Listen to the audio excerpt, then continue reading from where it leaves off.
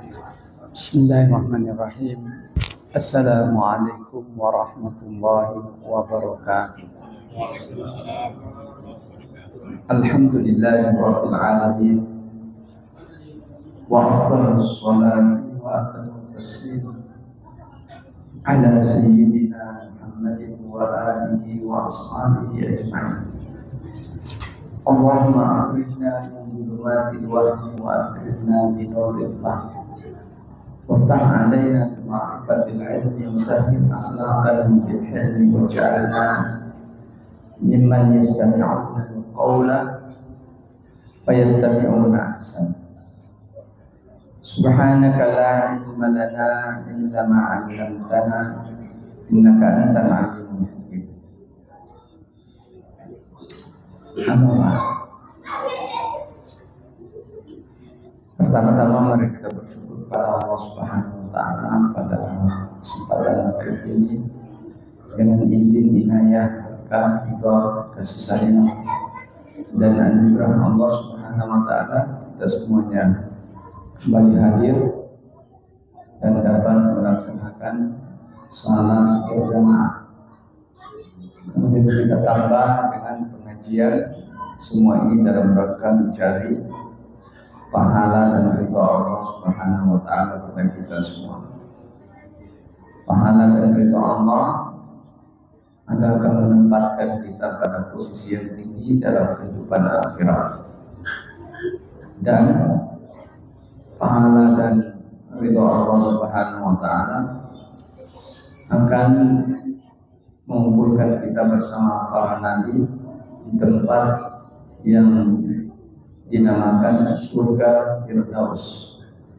Dan inilah harapan seluruh manusia, bahwa kesudahannya, akhir daripada kehidupannya adalah mendapatkan kemenangan yang abadi di sisi Allah Subhanahu wa taala.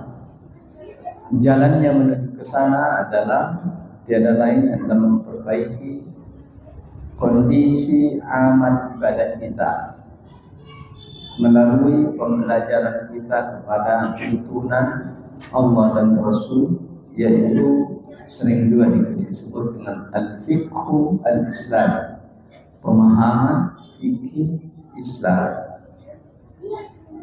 Pemahaman ini sederhana dan mudah dimengerti karena hanya terdiri dari hal-hal yang disyariatkan, yang meliputi yang diperintahkan Allah, yang disunahkan Allah, yang dibolehkan Allah Subhanahu wa ta'ala.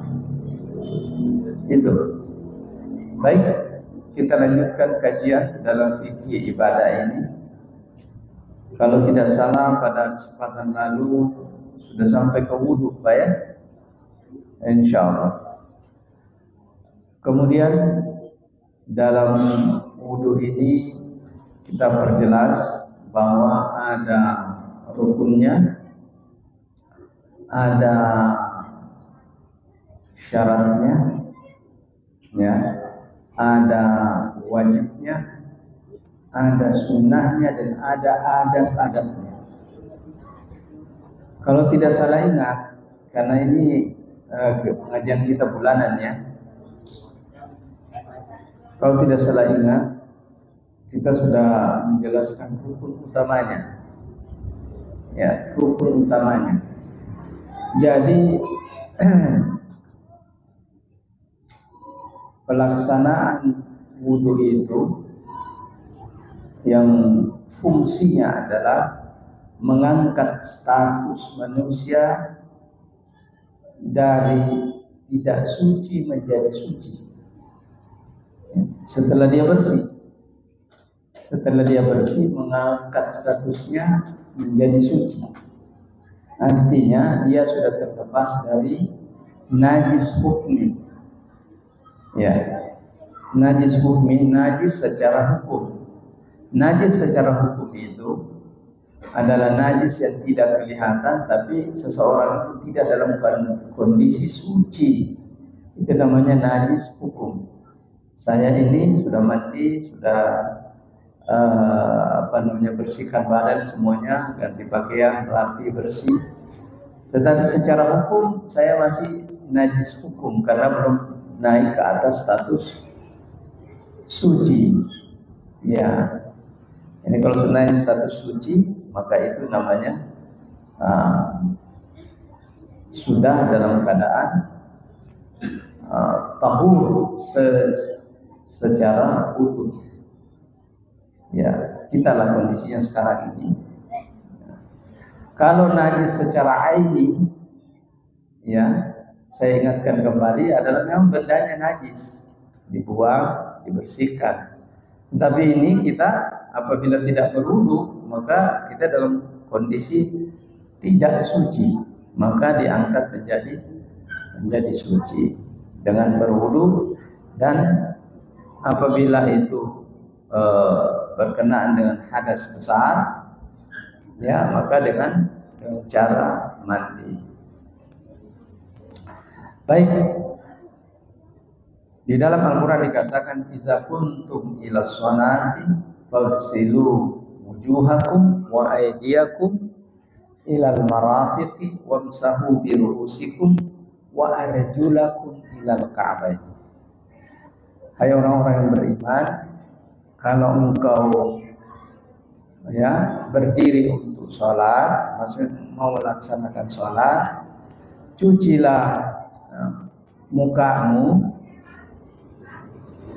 tanganmu sampai siku, usap kepalamu, dan basuh atau cucilah kakimu sampai mata kaki.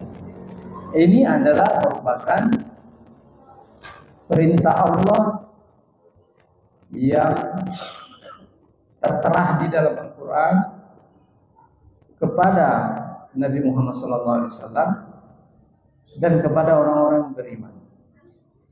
Kemudian perintah Allah ini dilakukan oleh Nabi SAW, ya, dilaksanakan oleh Nabi dengan cara tertentu. Nah, sahabat mengikuti Nabi. Ternyata Nabi SAW melakukan apa yang tertera di dalam Al-Quran melebihi daripada apa yang tertera.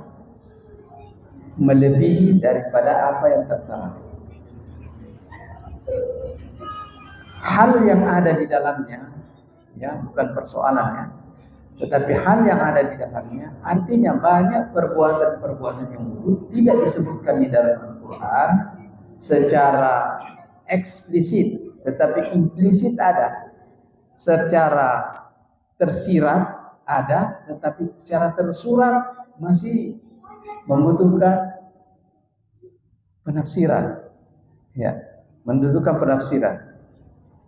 Itu dilakukan oleh Nabi. Nah, bagaimana statusnya itu? Itu statusnya menurut para ulama ada yang mengatakan itu sunnah, itu ada yang merupakan wajib, ada yang wajibnya, dan ada yang merupakan rukun. Jadi ada yang membedakan rukun dengan wajib. Yang namanya rukun, kalau salah satunya tidak terlaksana, maka dinyatakan perbuatan itu adalah tidak sah atau batal. Tetapi kalau wajib yang ditinggalkan, maka tetap sah, ya, tetapi ada kesalahan orang yang melakukannya karena meninggalkan yang wajib. Contohnya baca basmalah. Itu wajib hukumnya membaca basmalah ketika berwudu. Tapi kalau orang tidak baca basmalah, tidak sah wudunya, sahih wudunya. Kemudian mencuci tangan 3 kali adalah wajib, khususnya bagi orang yang bangun dari malam, kemudian berwudu. Ketika orang bangun dari tidur malam mau berwudu, harus, ini wajib hukumnya. Dia melakukan kesalahan kalau dia tidak cuci. Kenapa? Karena Nabi mengatakan, cucilah tanganmu Ya, ketika kamu bangun, kenapa? Karena kamu tidak tahu di mana menginap ini tanganmu semalam. Maka kata-kata menginap, aina yabitu yadaka. Ya. Menurut para ahli fikih, al-baituta artinya menginap itu hanya dinisbahkan kepada malam. Jadi kalau orang habis tidur malam, tangan ini menginap.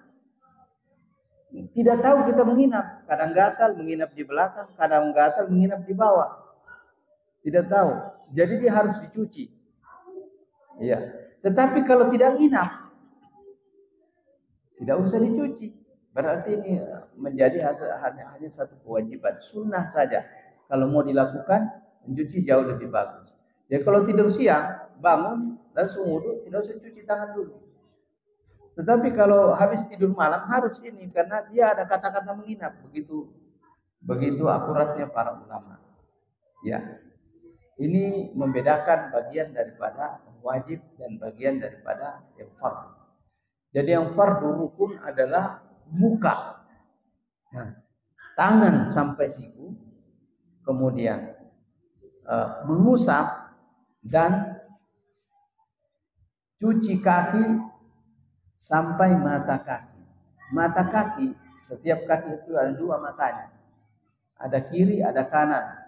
Dan mata kaki dalam persoalan menurut para fuqaha itu adalah persendian yang mengantarai antara kaki, telapak kaki dengan betis. Itu ada persendian. Ada dua matanya kan. Orang Indonesia menyatakan mata kaki. Tidak tahu dari mana itu kata-kata menjadi mata. Kalau di barang Arab tidak ada matanya. Nah, namanya ka'baini. Ka'baini. Dua ka'ab ini di bawah. Dua persendian ini, kiri kanan ini. Yang ada tulangnya. Tapi bahasa Indonesia jadi mata, ya sudahlah kita ikut mata aja. Ya. Jadi yang penting tahu benda. Nah, wajib rukun ini kita perlu tahu. Sudah saya jelaskan kayaknya. Kalau yang namanya muka, ya, itu termasuk di sini. Berarti kalau orang ada jenggotnya harus dimasukkan ke dalam. Kalau tidak ada jenggotnya langsung kena air. Jadi yang namanya membasuh adalah air itu harus membasahi. Air itu harus membasahi, mengalir. Ya. Kalau mengusap hanya sekedar lewat air, tidak perlu membasahi, tapi dia naik di atasnya ada air, kemudian dia jalan sedikit, itu adalah mengusap. Baik. Jadi mengusap dan membasuh itu adalah perbuatan berwudu. Ya. Kemudian ada yang disepakati oleh ulama ini hanya 4, tetapi yang dilakukan oleh Nabi. Nah, saya sudah janji kayaknya pada kesempatan yang lalu bagaimana cara berwudunya Nabi. Ya, sebelum saya menentukan yang mana yang sunnah, yang mana yang wajib. Baik.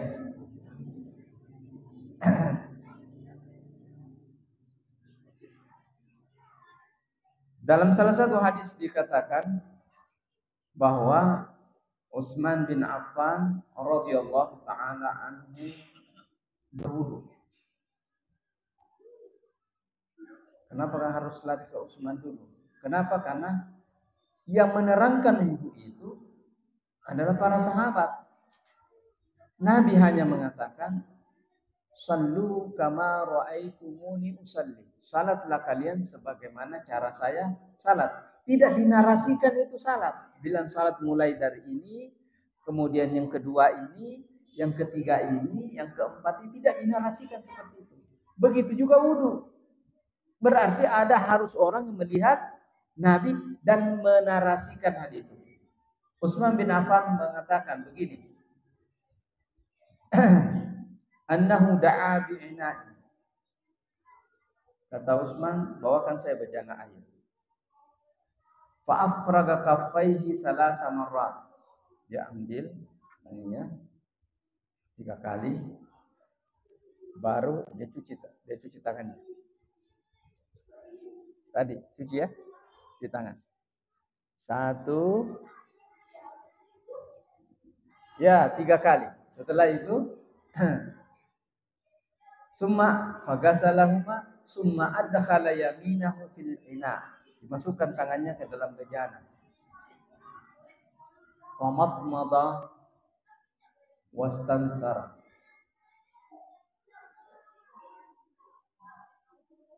Sampai ke dalam 3 kali. Ya. Bisa ke kanan, bisa ke kiri, tapi lebih baik ke kiri. 3 kali. Ya. Kemudian summastansara.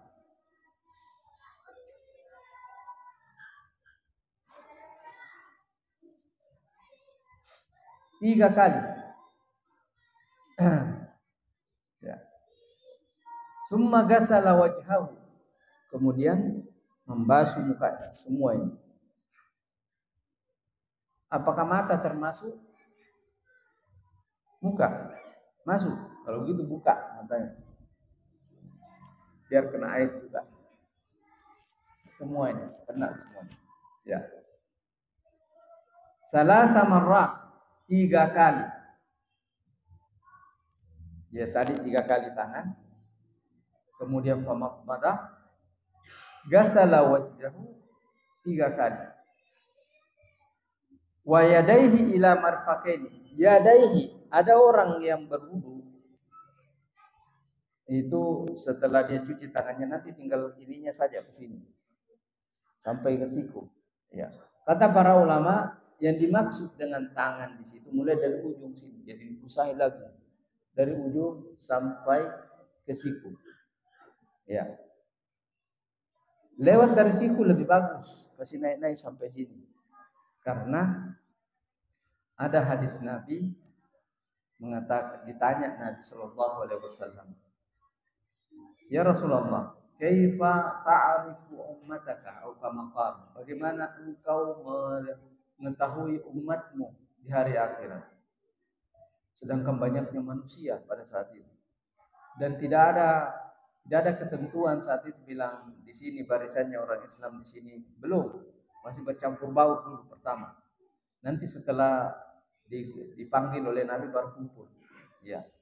Nah, sekarang sebelum dipanggil itu bagaimana? Nabi bersabda, yub'asu burrun muhajjalina min atharil wudu.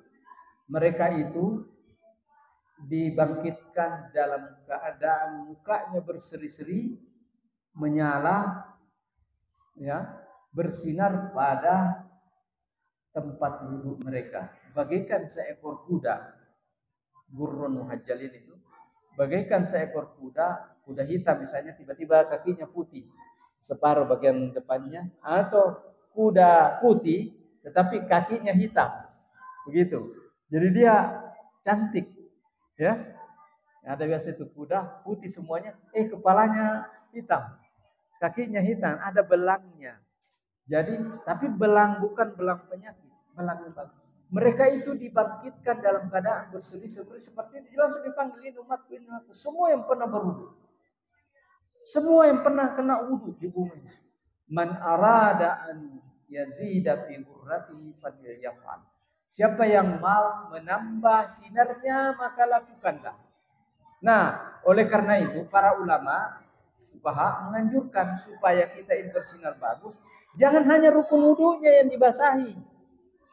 Ketika kita wudu, basahi sampai sini, maka dia menyala sampai sini. Bagaimana kalau sampai sini? Menyala sampai sini. Bagaimana kalau kita mandi sekalian?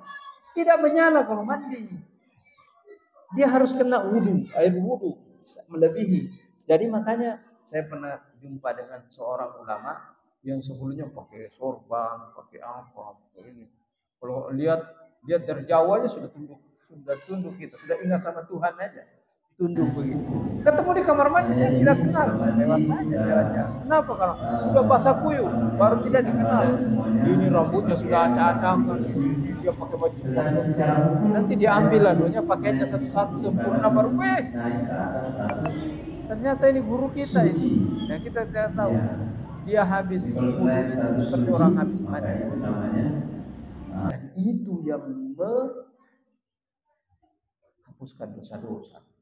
Wudu seperti itu, dosa-dosa habis. Dosa-dosa kecil, bukan dosa besar.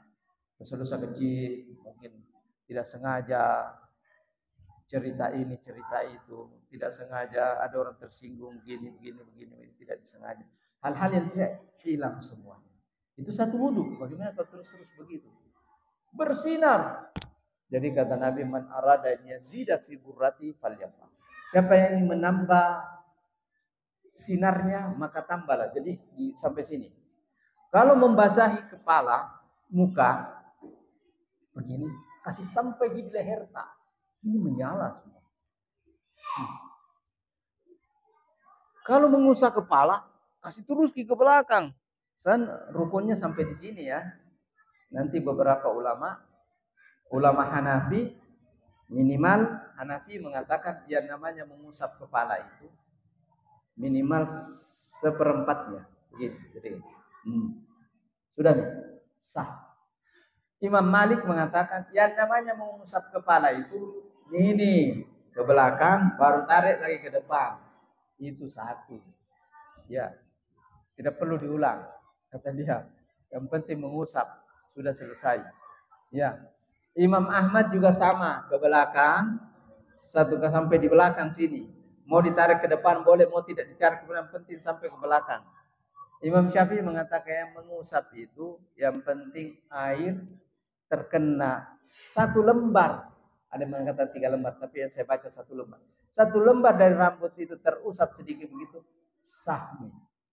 Ya, tapi kalau mau dikasih cahaya banyak, usap semua. Jadi kalau jangan heran kalau ada orang wudu nangis begini aja. Sahaji itu sah. Jangan kiano, sahaji. Tapi cahayanya sedikit di sini. Nanti bangkit di hari akhir. Sini. Itu kenapa suka cahaya sampai sini? Wudunya terlalu pelit. Seperti itu, ya. Jadi basahi kaki juga dari mata kaki ini sampai ini. Tambah sampai betis. Tambah sampai paha, boleh. Tambah pulsa. Sekalian terjun di air, bukan wudu namanya itu terjun.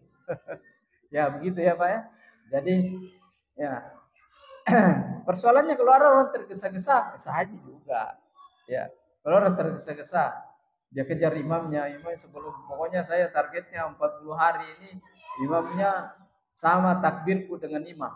Ya, ada orang begitu, takbir, jadi wudunya kurang sempurna, saja juga itu. Ya, baik. Jadi inilah yang dimaksud. Nah, sekarang sampai siku boleh dilakukan.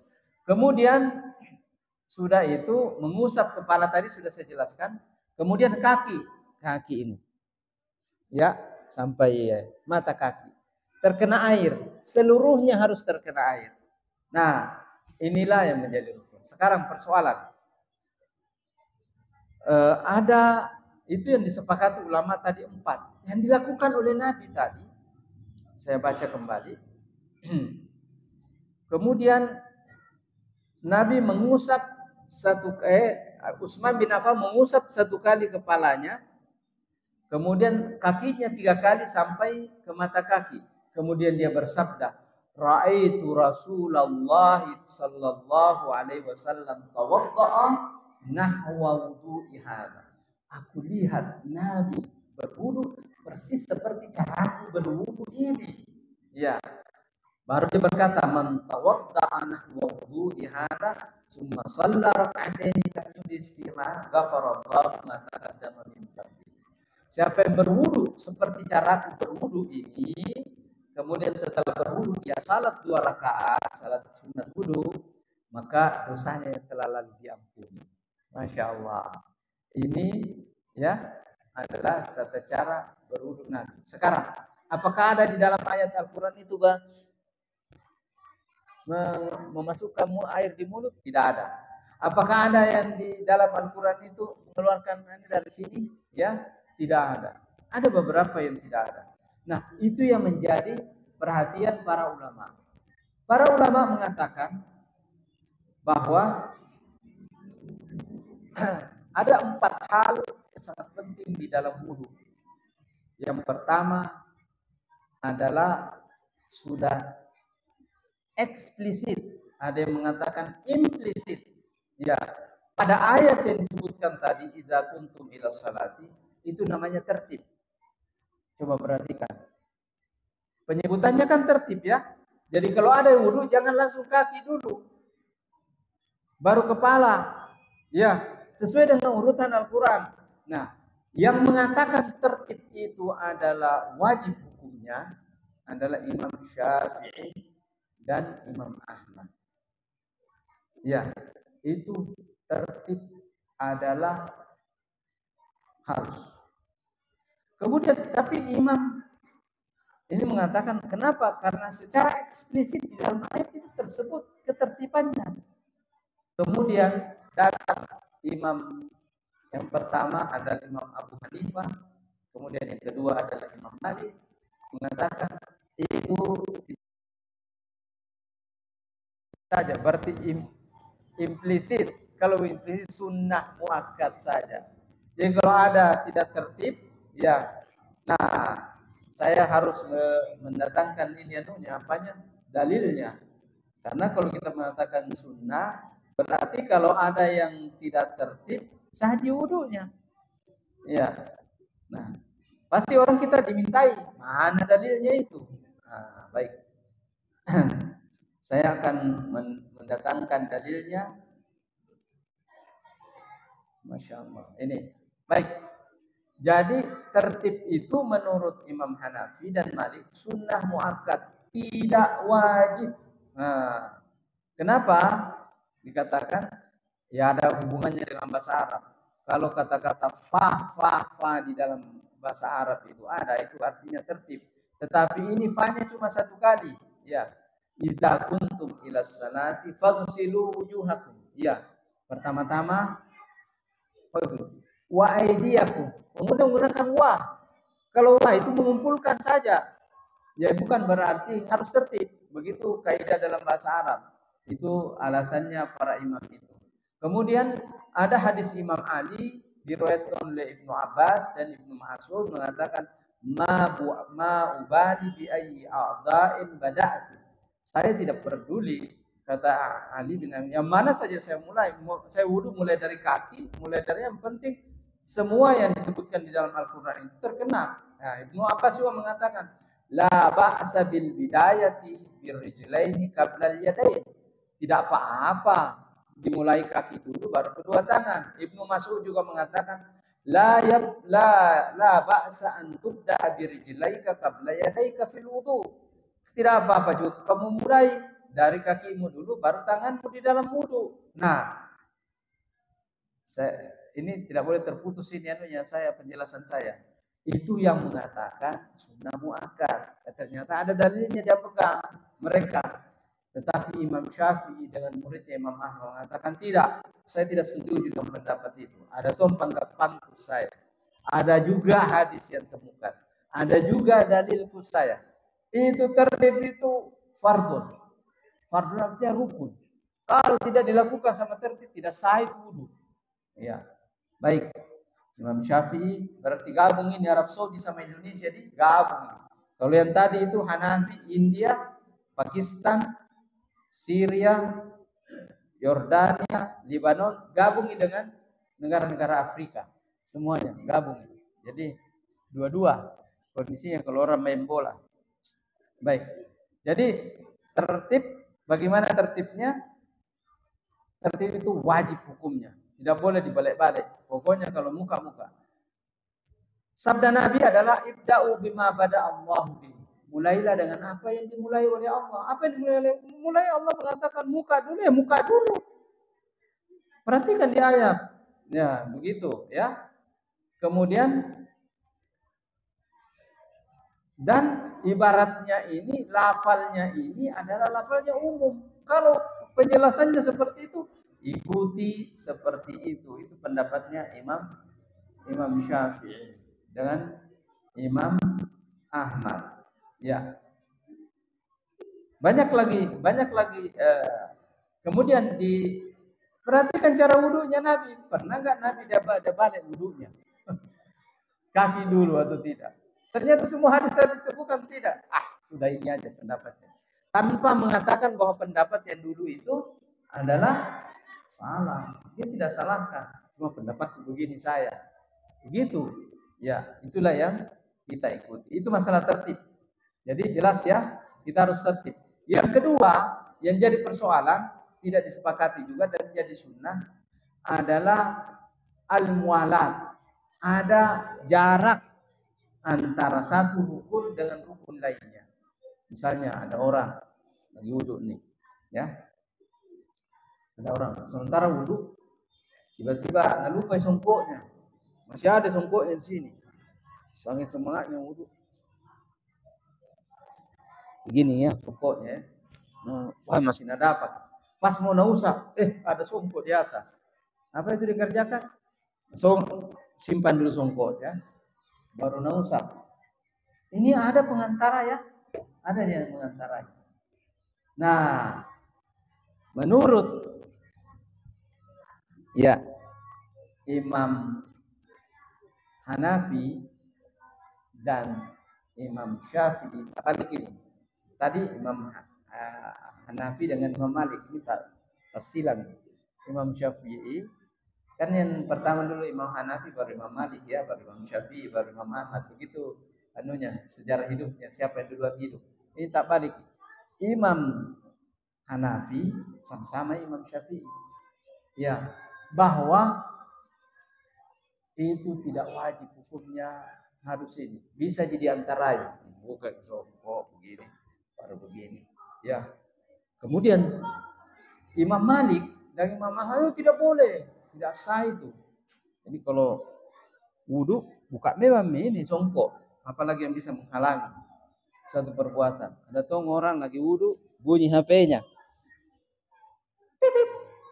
Sebentar, lihat. Nah jawab dulu. Baru lanjutkan.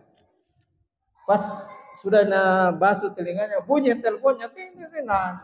Halo, ya gini ini penting. Ya kasih begitu ya oke.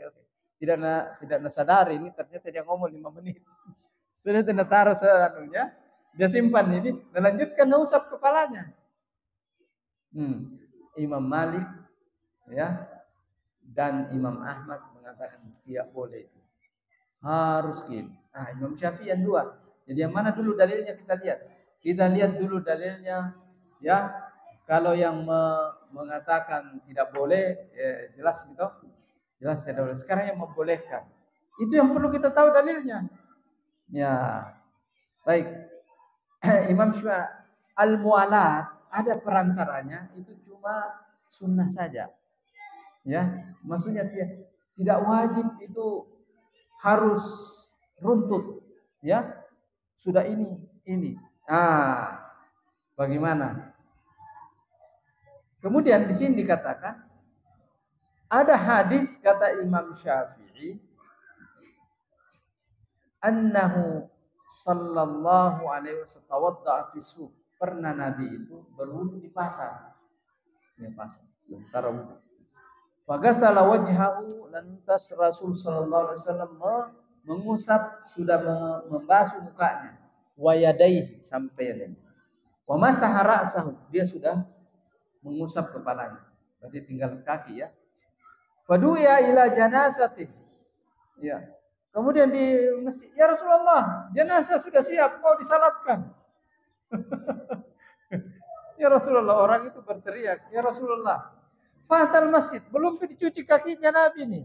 Belum dicuci kakinya. Tapi karena ada yang mendesak ini, Nabi jalan dulu ke masjid. Fatal masjid. Sampai di masjid ternyata Nabi membasuh khuffaini, ya. Dia basuh dengan Nabi sudah wudu tadi sebelumnya ketika Rasul sallallahu alaihi wasallam memakai khuf, memakai kaos kaki yang dari kulit itu, ya khuf. kufain. Jadi kan itu syaratnya harus berwudu dulu baru pakai. Kemudian setelah batal itu tidak perlu dibuka lagi, tinggal berwudu kemudian tinggal diusap. Nah itu belum diusap oleh Nabi. Nabi jalan menuju ke masjid. Sampai di masjid, ya barulah ngambil air, dia basuh kakinya dua-duanya, kemudian baru salat. Kata Imam Syafi'i, ini hadis nih menunjukkan bahwa tidak wajib, tapi lebih bagus jangan diantarai apa-apa. Makanya kalau kita lihat ada di tempat wudu, biasa ada orang itu pakai songkok begini berwudu. Ya, songkok begini tuh yang ada di depannya. Nah lupa ya. Setelah berwudu langsung ini. Ada tong begini orang. Ada tong pakai sepatu ya. Tidak ada sandal, sepatunya dia ada yang ada. Dia berwudu. Ya, kalau dia buka sepatunya kotor ke tempat itu tuh. Dia injak. Pas giliran kakinya dia buka sepatu kanannya, baru dia cuci kaki kanannya, nah pasangin lagi sepatunya. Baru dia buka sepatu kirinya, begitu juga sandal.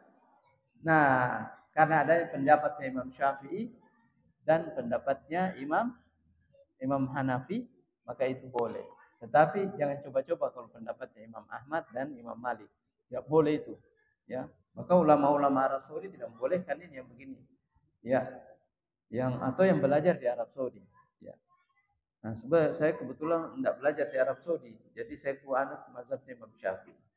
Ya, jadi boleh kalau ada begitu. Biasa juga ini songkokku ini kalau mau simpan di tempat mana jatuh nanti, di sini ji. Nah, pas mengusap begini, kuangkat sedikit begini, baru kuusap baru pasang lagi. Ya. Tapi ada petunjuknya, ada hadisnya, kita pernah baca. Baik. Nah, itu yang kedua. Kemudian yang ketiga, ini pendapatnya Imam Malik. Namanya Imam Malik ini sangat hati-hati. Iza kuntum ila salati faghsilu wujuhakum wa aydiyakum ilal marafiqi wamsahu bi ru'usikum wa arjulakum ilal ka'bayn. Perintah di dalam Al-Qur'an, basahi mukamu, basahi tanganmu sampai situ. Basahi kakimu sampai ini. Usap kepalamu. Begitu perintahnya di dalam Al-Quran. Tidak bisa tercipta dibasahi dengan baik kecuali dipastikan bahwa dibasahi itu diurut-urut. Masukkan air, ambil air, kasih masuk di air di dalam. Itu namanya mengusap, membasahi.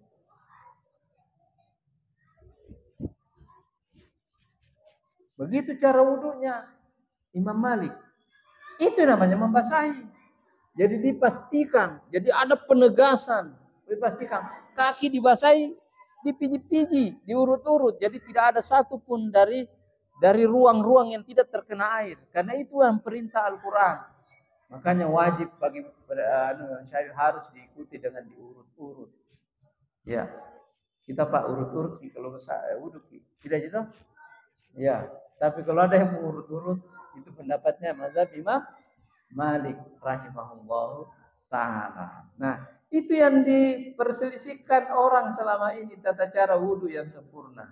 Ya, yang jelas ya adalah yang paling sederhana pendapatnya di situ adalah masalah usap. Nah, sekarang masalah usap. Apakah harus diusap 3 kali?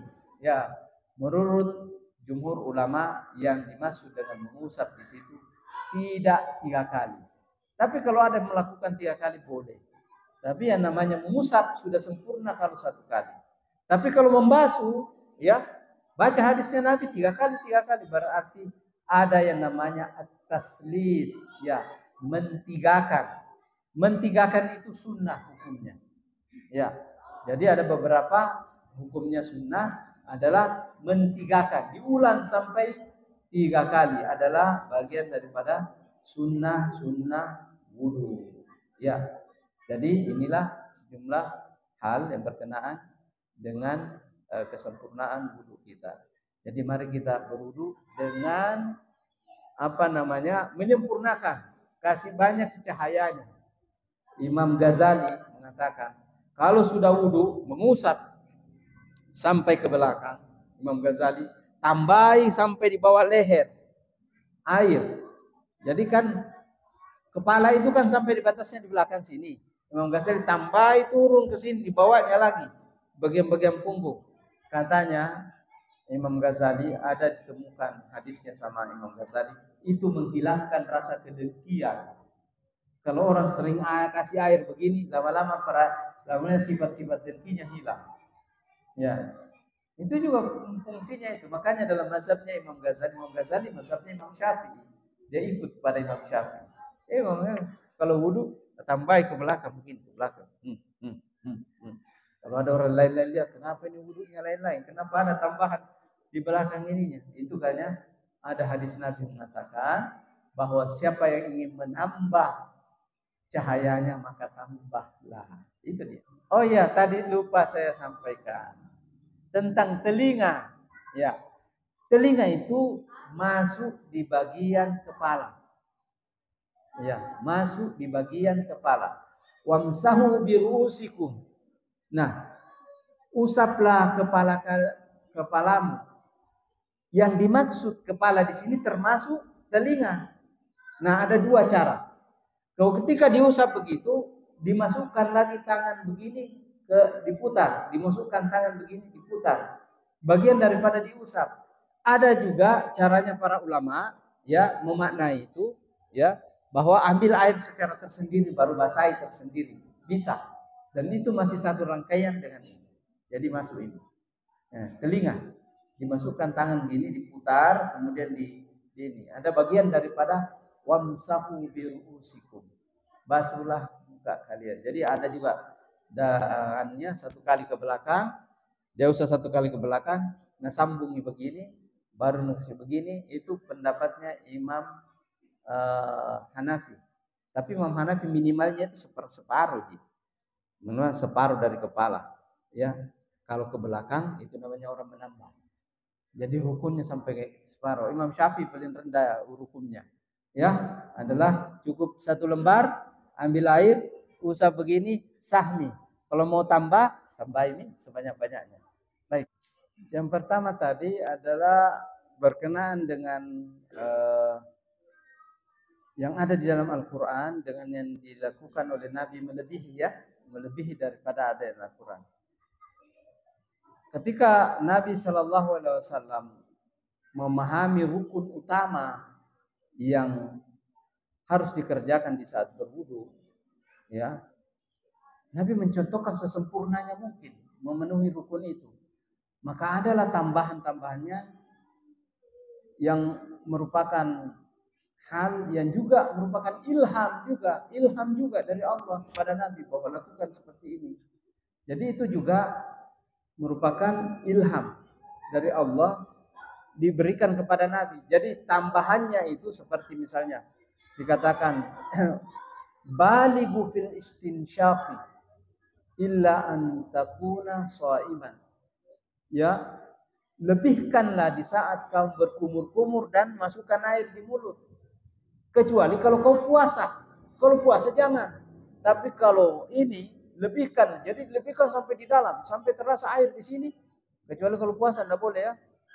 Baru di rumah. Kalau ini ditarik sampai sakit di sini baru dihentikan. Nah, ternyata ya hikmahnya dimasukkan ini kalau yang di mulut jelas menghilangkan dahak-dahak apa sebelumnya ya.